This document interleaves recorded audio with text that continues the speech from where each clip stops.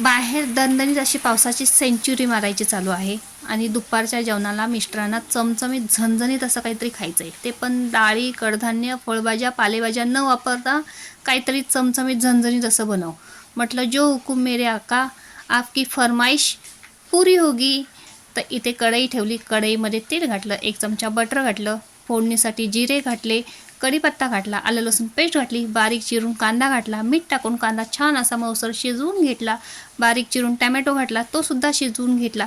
जगभराचे आपले जेवढे मसाले तेवढे सगळे त्याच्यात टाकले आणि पाणी टाकून हे मसाले 5 मिनटं शिजवून घेतले. पुन्हा त्याच्यामध्ये घातलं 1.5 ग्लास पाणी, हाताने चुरून कसुरी मेथी घातली आणि ह्या पाण्याला छान अशी दणदणीत एक उकळी आणलेली आणि ह्याच्यात घातली आता तिखट शेव.